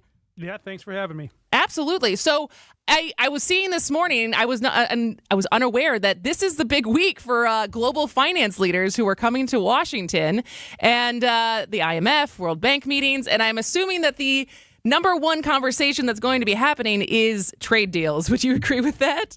Yeah, I think that's for sure. You know, there is some conversation happening, Kristin, about with some countries. Now, I don't think it's the 100 that they're proposing of countries, but there's for sure a dozen to 2 dozen that are in negotiations. And so if there is some movement in tariffs this week, that'll be a positive for the markets. And so what countries do you think that we are prioritizing, or should we be prioritizing right now as far as trying to strike a deal with sooner rather than later? Yeah, I think obviously China is going to be the last one standing. But for sure, I think Europe, Canada, Mexico, and Japan, Israel has come to the table. So I think the bigger GDP countries would be where I would prioritize and start working on some of those deals. Of course, everyone is different. When you say Europe, France might not come to the table, where obviously Prime Minister Meloni from Italy, she did come to the table. So you can't really throw all of Europe in a bucket together. But some parts of the EU will probably try to make a deal. Remember, there's 2 buckets, right? There is this 10% tariff that he wants to apply across all industries. And then there is this negotiated number, and that's really what we're looking at. I think the 10% stays in place in the rest of these negotiations. There is some progress over the next 30 to 60 days. And what has been the progress with, as you just said, China will probably be the last one standing. Was there any developments over the weekend that we should be aware of? Not with China, no. But, there is, they're struggling too. And, the other thing you talk about is IMF, the International Monetary Fund, and what they're talking about is interest rates. And obviously this all comes together because you have to be under a rock not to hear that Mr. Trump was given Chairman Powell of the Federal Reserve a little bit of heat, right, in saying that he can't wait for his termination. Now, that could be taken in 2 ways. One, that he's going to terminate him, or number 2, which we're not sure he can, or number 2, that his termination date, which is about a year off, he's waiting for that day. It's how you want to parse those words. But either way, the reason why he's putting pressure on Powell is because a number of the other countries around the world are lowering interest rates, and we are not. And so we are in a restrictive restrictive monetary policy right now. And a number of countries have lowered interest rates. Some in the EU are up to 7 times lowering rates, and we are not. I've been joking that Jerome Powell was doing his best Jordan Belfort and saying, I'm not leaving over and over again. But do you think he will? What do you think is more likely to happen? If everyone goes and looks at that video, there's a couple F-bombs. So we can't play it unless I put Isaac to work to bleep it out. But the Wolf of Wall Street is what we're talking about as far as Jordan Belfort's decision not to leave when he was supposed to leave. But Dave, what do you think is more likely to happen first? Jerome Powell stepping down or being fired from that position, or actually coming to a decision that to lower interest rates? Oh, I don't think there's any doubt about it. There's only, if you look at betting odds and these things, it's about 15-16% that he gets fired. And again, there's probably a court case would slow the whole thing down anyways, because we're not sure that he can even do that. In fact, most economists, almost all economists would say, 1, you shouldn't do it, and number 2, can you do it? So I think that's an obvious decision that that's going to be second. The more important thing is what happens with interest rates. And we do think that interest rates are going to come down, but there's a lot that goes into that. And why are interest rates up is because they're concerned about inflation. And inflation is coming down, Kristin. And so that is really what we want to look at is, where is interest rates? Where is inflation? Should they start to lower rates? And should they keep it as high as they can? That's probably to be determined. Likely that you will see some interest rate cuts in the second half of the year. So I want to get your opinion on this, because I was talking about it in the first segment. So part of the conversation with tariffs is striking a deal, like we were just talking about, and figuring out what the right trade deficit should be with any of these countries. But then also the big conversation is bringing manufacturing back. And how can both of those things be true? Like, how do we get the tariff deals in place while still incentivizing what the administration says that they want, which is to incentivize companies to start investing in manufacturing again? Yeah, and so that is a great question. And the second piece is incentivizing is a longer tail process. And I'm sure you've covered this already, but you just can't say we want to open up a factory tomorrow, right? Yeah. I mean, there are some factories here that are dormant that they could probably retool. But if there's, in this new tax bill, what's being discussed at least is the opportunity to have 100% expensing on new buildings. Well, that would encourage that to happen. But as you say, you have to not only build them, you have to retool them, you have to train the people, we have to hire the people, and then you have to train the people. So that's a longer tail process. But if it's anywhere near the $5 trillion to $10 trillion that they're talking about, that will be a positive down the road. We're going to have to see how that does develop. To the first part of your question is the tariffs are going to provide revenue. If he keeps that 10%, which I do think Trump is going to do that 10% could bring in somewhere in the neighborhood of $588 billion per year. That's obviously $5.8 trillion over a 10-year term, if just in a static view of that. So that could be income into the country. And the reason why that's important is because they're talking about taxes, and they have to bring in revenue right now. And there's a lot to cover there if you want to get into that. Let's get into that after the break. We're talking to Dave Spano, who's the president and CEO of Annex Wealth Management. When we come back, we'll talk a little bit about both federal taxes and there was a headline this morning that there might be some compromise happening on state taxes as well. So we'll get into all of that after this on Point Taken on WTMJ. Imagine trying to take on one of the big car companies. It's not easy. Yet recently, one local law firm finalized the largest compensatory verdict in state history against an automaker, over $38 million. And it was no fluke. That same firm has been holding big car companies accountable for faulty designs that cause injury for over 50 years. Because Wisconsinites know who to call when it's a must-win scenario. They call Habish, Habish & Rotier. National reputation, hometown service.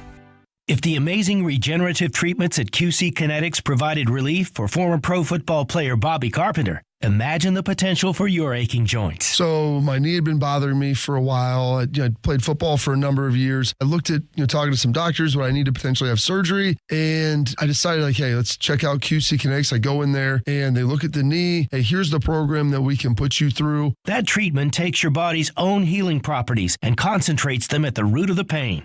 No surgery or downtime. The best part was there's no recovery until one day I felt like, hey, this feels like my old self again. I feel better. It's helped me. It's helped my dad. Hopefully it will help you in the same way. My message to them is do not wait. So you can go out and play golf and do the things that you love and enjoy. Take it from Bobby Carpenter. Call QC Kinetics now for your free consultation. Call QC Kinetics, 414-285-3474. That's 414-285-3474. 414-285-3474. When it rains, it pours. But sometimes it hails. Or worse. That tornado warning again is for Fond du Lac and Dodge County. We also have a severe thunderstorm warning in effect right now. Keep us within reach for Fleet Farm Storm Team alerts. Even if a tornado does not touch down, we know that there are powerful straight line winds. On 620 WTMJ and WTMJ.com.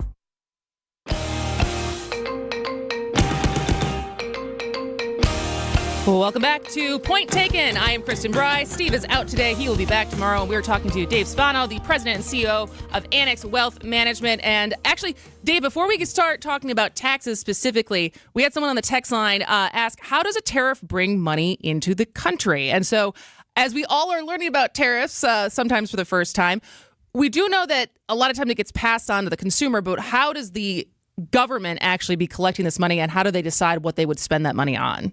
Okay, well, the first part is it is like a tax. Now, who pays the tax is obviously up to debate. So as a product comes in, whatever, pick on China, for example, and they ship a train full of things, or I should say a boat full of things, and they charge that as it comes in. That 10% is then charged as an import tax. Now, what happens to that is really a debate, right? So either the person can take it on, China can take it on and hurt their P&L statement, or they can pass it on and say, we're going to raise prices by 10% to cover that. And so that's really where the debate is. And so there's not a myopic look at it. You can't say it's going to be inflationary or it's going to be a tax on the people, because you don't know if the company or the country who's getting that is going to pass that on or take it. And so as that revenue comes in, that 10%, it's really, from what country it's coming in. That's number one. Number two, part of this whole tariff policy has been all along these non-tariff trade barriers, right? And that's the term that Trump is really stuck on, because what they're talking about, Kristin, is things like IP theft and for example, and as you go into countries, you have to share all of your intellect, your corporate intellect. That's the things that they're talking about. So we'll see how this comes together. I do think you're going to see a bunch of movement here in the next 30 to 60 days with other countries, and the market will like that news. Got it. And so what are you watching as far as, because I think we've had so much attention on tariffs, but the Trump's first administration tax credits are coming up right now, right at the end of the year?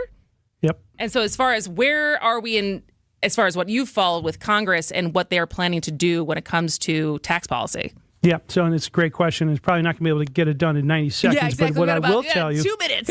Yeah, exactly. What I will tell you is that it is moving through the Senate and the House, and they're going to get to some reconciliation. The House and the Senate are looking at this in totally different ways, which is not surprising.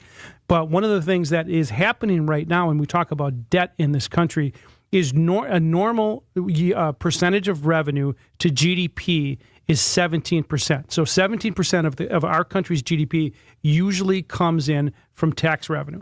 Today, it's right around that. It's about 16.6%.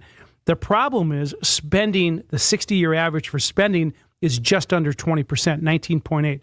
Spending now is nearly 24. So that gap between 17 and 24 is that 7%. That's what's getting piled on the debt. I hope I didn't freak anybody out with that math. But that is really where they have to tighten. So they have to either bring spending down or bring revenue up. And both of those conversations are happening right now to do a combination of those two things. Now, this is going to be a debate because tariffs really aren't legislated, so they shouldn't be scored according to a lot of people. But they're going to score those. I mean, they're going to show that as revenue coming in to do some of these offsets. So we're going to see a lot of movement, but what we're going to see, Kristin, in the next probably a month or so, no tax on tips, probably some corporate tax cuts, probably bringing SALT back, state and local tax deductions to some degree. And as you pointed out, the state of Wisconsin is also talking about taxes right now. Yeah, and I saw that this morning as far as it's not always been a copacetic relationship, but unfortunately we have to let you go. So we'll talk more about that next week when we have you back on, Dave. Good, thank you. Dave Spano, as always, he'll be back next week at 11:15. But first, ABC News and local headlines. This is a special report from ABC News. I'm Michelle Franzen. Following the death of Pope Francis, condolences are coming in from around the world, and the faithful mourning the loss of the 88-year-old, the first Jesuit elevated to the papacy, and also the first pope from the southern hemisphere, born outside Europe since the 8th century. Bells tolled from St. Peter's Basilica hours after the pope made his final public appearance there on Easter Sunday, offering blessings and later riding in an open car through St. Peter's Square. Father John Walk is at the Vatican. The feeling in St. Peter's, I think, is one of surprise. People are a bit stunned that this news of the Pope's passing should come immediately on the heels of Easter Sunday. At the White House today, President Trump ordering flags lowered to half staff in his honor across the country and called the Pope a good man. Vice President J.D. Vance had just met with Pope Francis last week. Michelle Franzen, ABC News. WTMJ News Time, 11:31. I'm Connie Weber. A suspect wanted for speeding leads police on a chase Sunday night through Milwaukee with 3 young children in the back seat. Police say the suspect crashed the car near 13th in Oklahoma. No one was injured. Charges against the driver are pending. Easter weekend plane crash in central Illinois killed 4 Wisconsin residents. Happened 10:15 a.m. Sunday in Trilla near the Coles County Memorial Airport, 2 hours east of Springfield. The NTSB says a Cessna 180 single-engine plane was returning from Nashville when it struck power lines and crashed into a field. There were no survivors. Victims are 46-year-old Ross Nelson, 45-year-old Ramey Rundle, 36-year-old Courtney Morrow, and 48-year-old Michael Morrow, all from Menominee. An Easter morning house fire in Oshkosh leaves one person dead. Happened on Burdick Street near Murdoch Avenue just before 12:30 p.m. Fire department rescued a resident from the home. That person later died at the hospital. Cause of that fire is under investigation. Time for some news about your money in the WTMJ Annex Wealth Management Market Update. Dow is down 1,041 points at 38,100. The Nasdaq is down 479 at 15,806. S&P 500 down 142 at 5,140. Financial planning at every level. Annex Comprehensive Wealth, Annex Private Client, Annex Ignite. Details at annexwealth.com.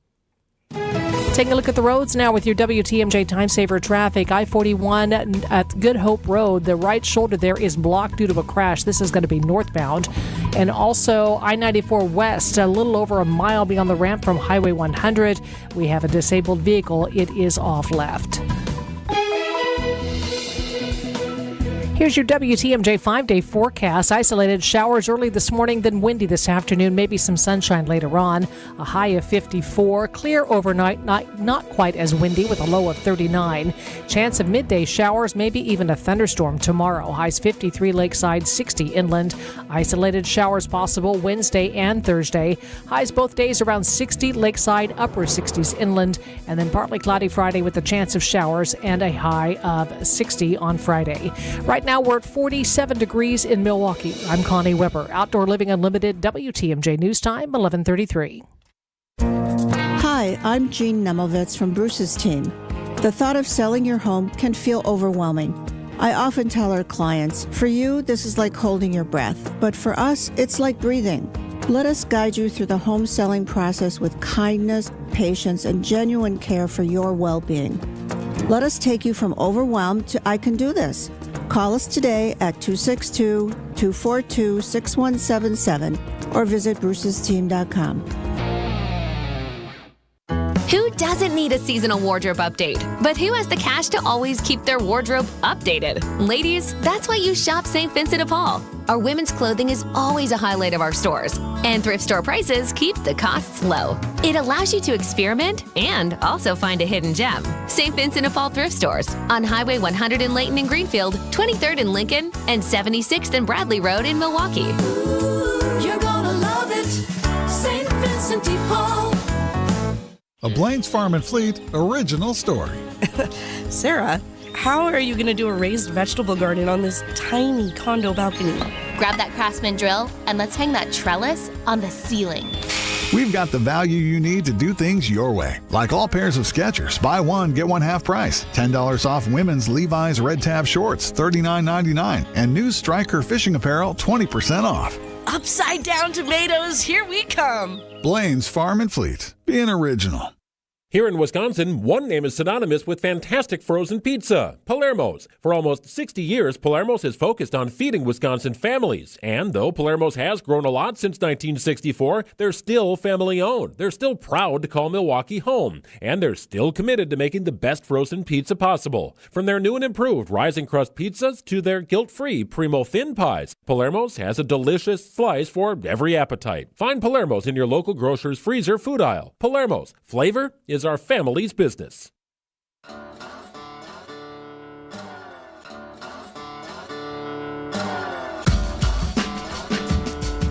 Welcome back to Point Taken. I am Kristin Brey. Steve Scafidi is obviously usually here with me. I guess you can't really say usually because this would only be our fourth show since it first premiered on Wednesday last week. But we're unclear. I don't know if it was a Easter egg hunt mishap or some bad ham.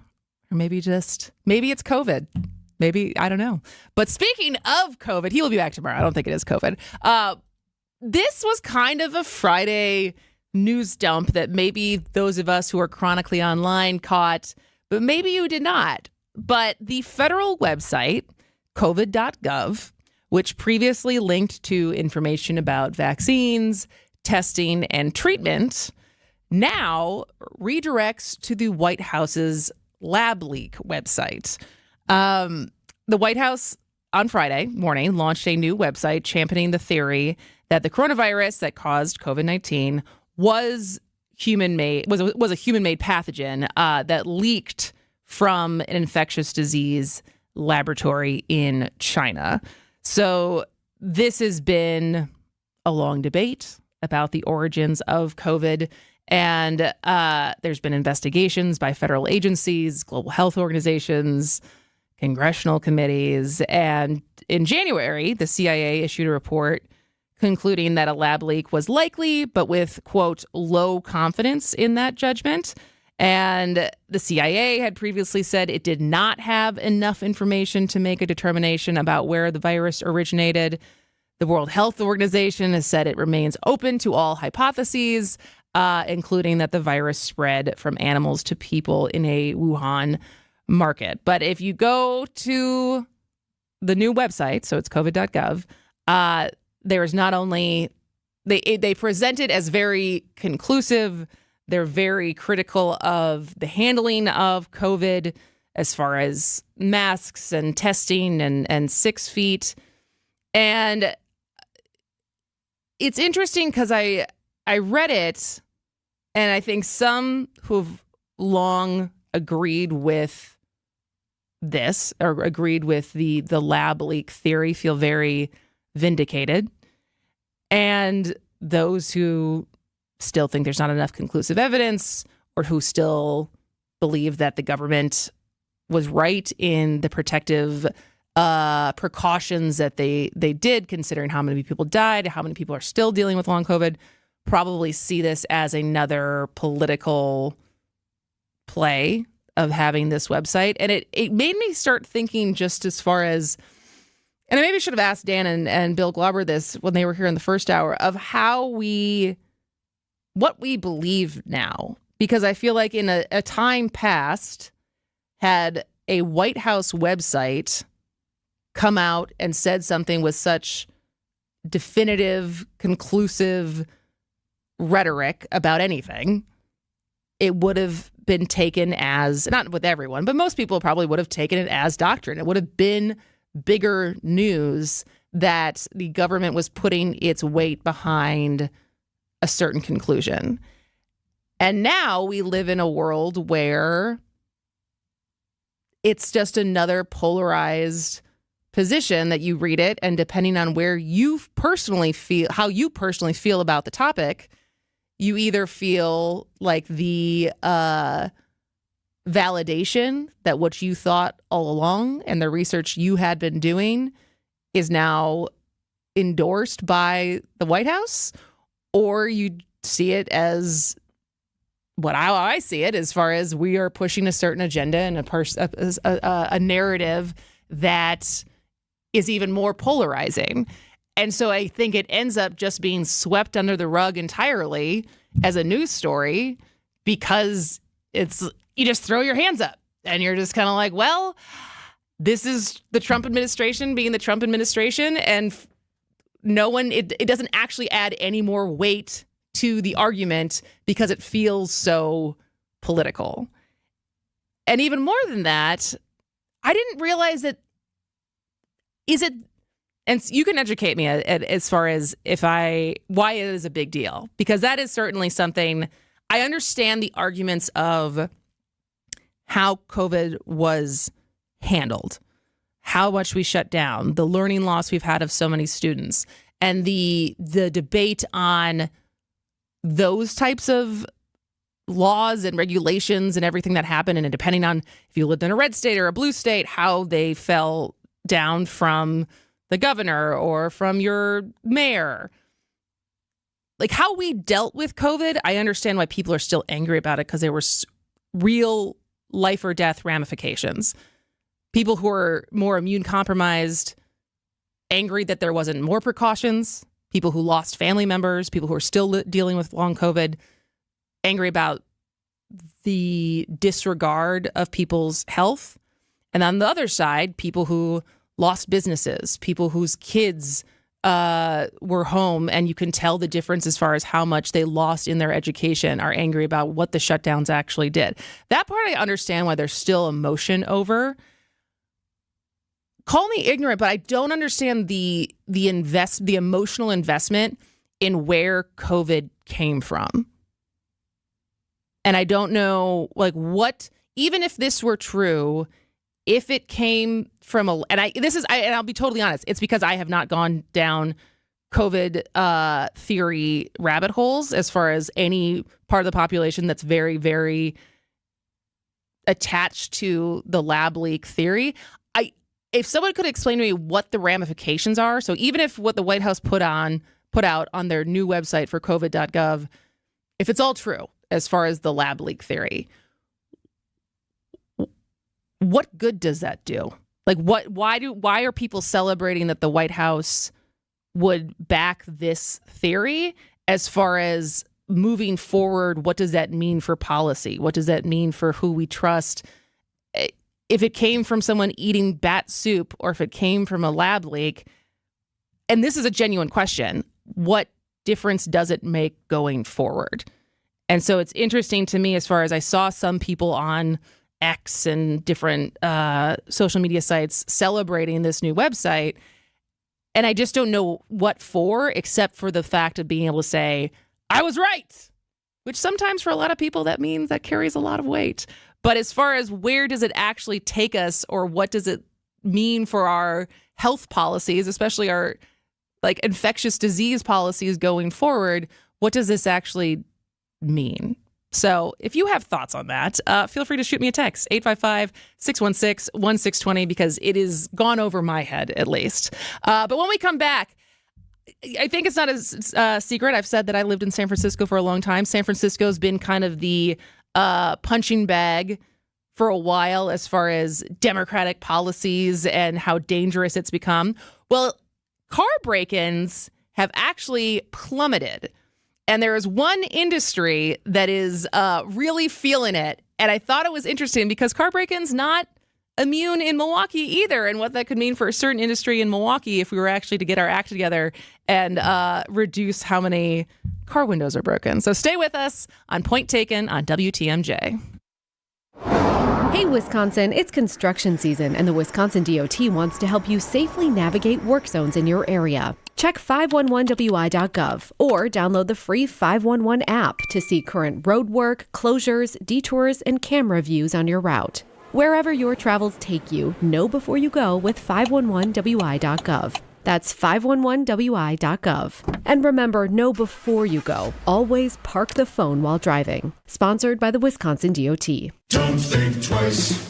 Call Dice. A great way to add value and curb appeal to your home is with a new LiftMaster or CHI maintenance-free garage door.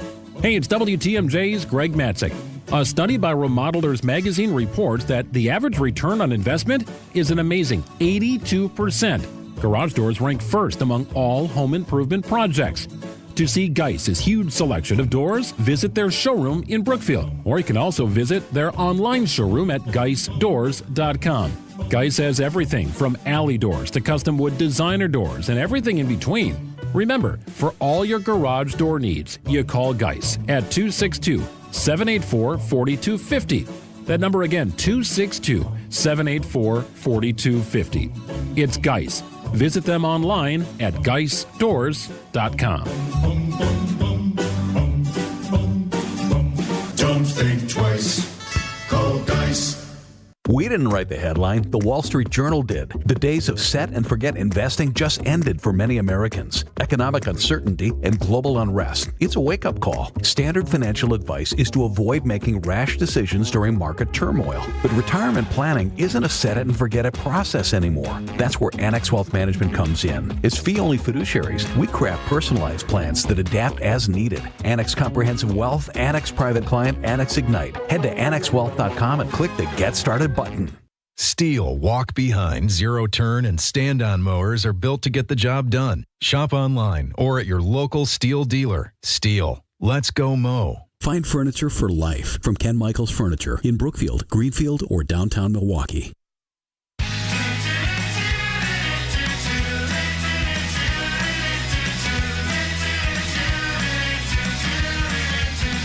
Welcome back to Point Taken. I am Kristin Brey, and I lived in San Francisco from 2011 to 2016, and I loved living in San Francisco for the time it was. And I often get the question of, out of all the cities you've lived in, what city was your favorite? And my answer, because I lived in Los Angeles, I lived in Berkeley, I lived in San Francisco, I lived in New York, I lived in Brooklyn, and now I obviously live in Milwaukee. And so right now, my favorite city is Milwaukee because this is where I currently live.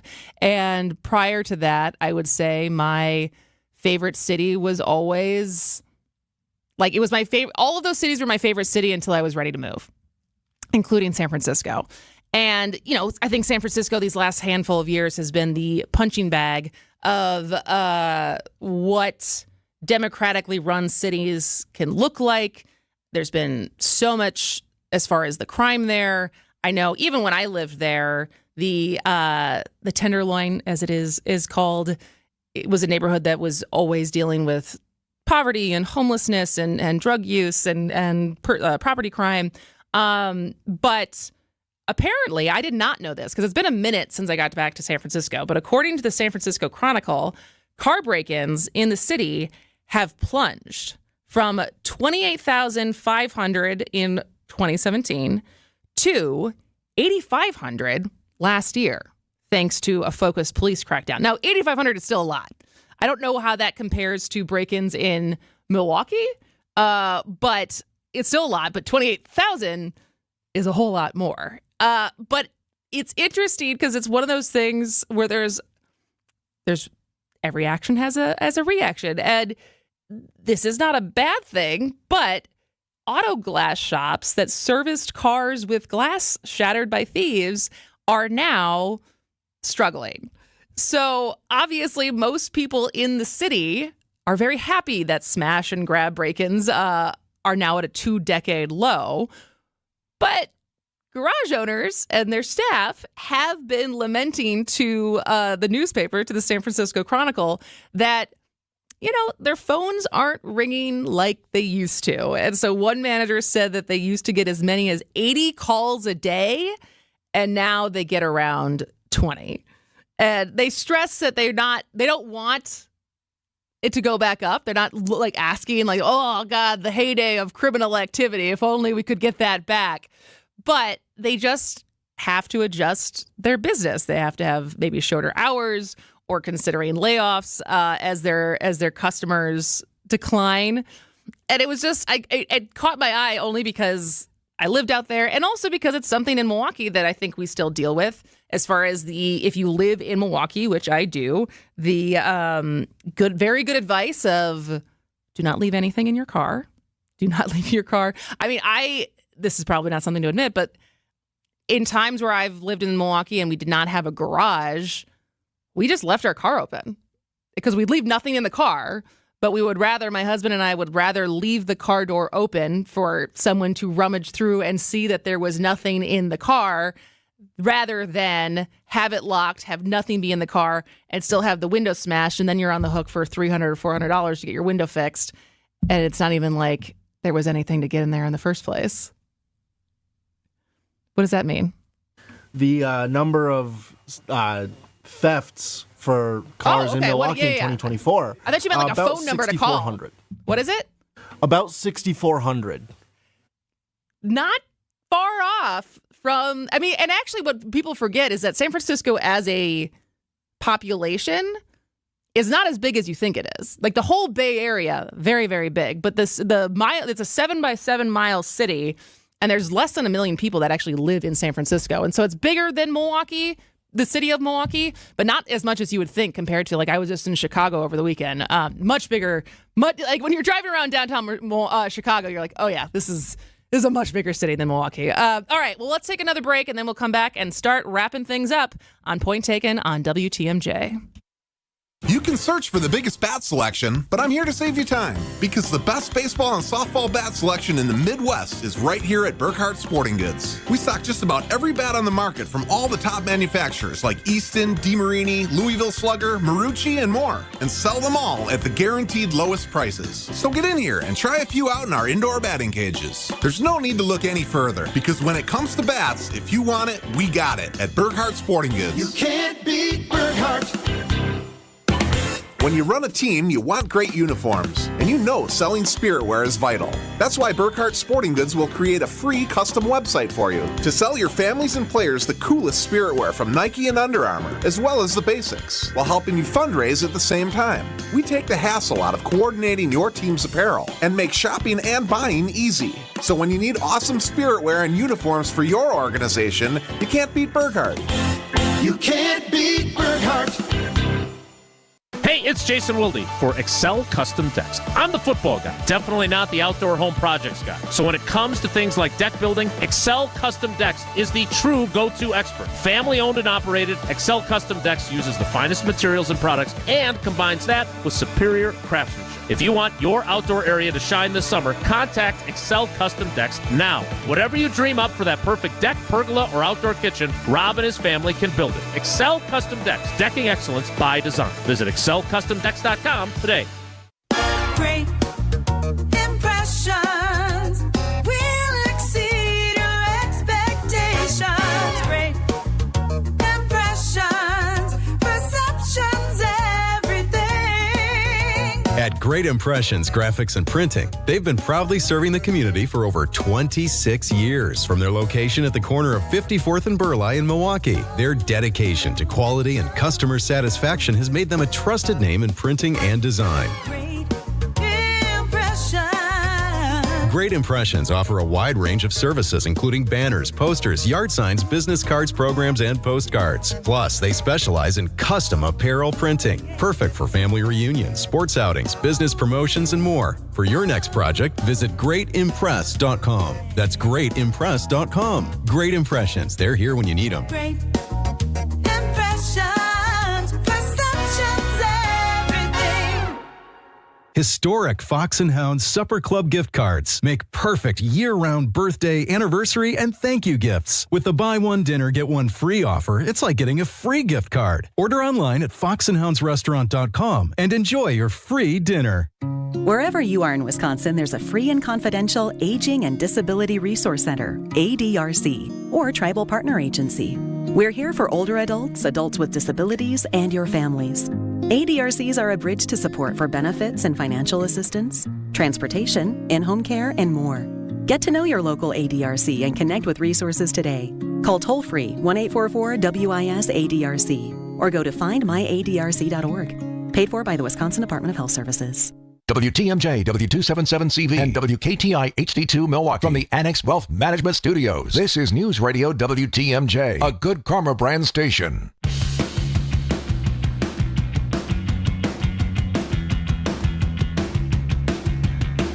Welcome back to Point Taken. Before we get out of here, I have been Kristin Brey. I know this is still a new time slot for me, for people who are used to hearing, well, I guess as of last week, earlier this would have been Jeff passing off to Midday News. So there's been some changes, but we are very excited about them. Steve will be back with me tomorrow. He's been sick today. But I just wanted to quickly end with some reflections on, we started here with Bill Glauber and Dan Bice at the beginning of the show, and I feel like I still haven't even gotten to wrap my head around it entirely as far as the Pope's passing this morning. As someone who was raised Catholic, my parents also raised Catholic. I went to Queen of Peace, shout out to Queen of Peace in Madison, Wisconsin, and I more so fall into the millennial, I think, stereotype of younger folks who have moved away from the church for a variety of reasons.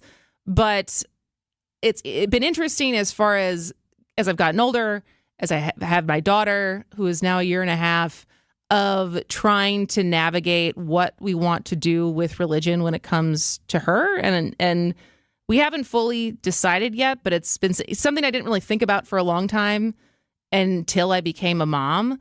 And understanding or at least looking back and thinking about what religion and what religious teachings taught me and influenced how I live my life. And I remember specifically being, preteen, early teen, and thinking about religion. And I remember talking to my mom about it, of saying what I didn't understand, at least the way I interpreted it at the time, of this kind of, it's like the point of being a good person is so you get into heaven. And like that never really vibed with me. I thought the point of being a good person is to be a good person and to do good to others and for others, regardless of some kind of ultimate reward at the end of it. And people might argue with me on whether or not that is what the Catholic Church actually teaches or not, but that was certainly how I interpreted it at the time, that I thought the point of being a good person was just because that's what we are taught to do and it is the right thing to do. And I think for what I do know about Pope Francis, and I'm sure there'll be lots more to read and to learn as people, this will probably be the major news of today and the early part of this week is in his passing and people remembering him. But certainly that he was and will be remembered for his inclusivity as far as him appointing women and LGBTQ, and he supported the LGBTQ community. And I think before his death, he appointed the first female to govern Vatican City.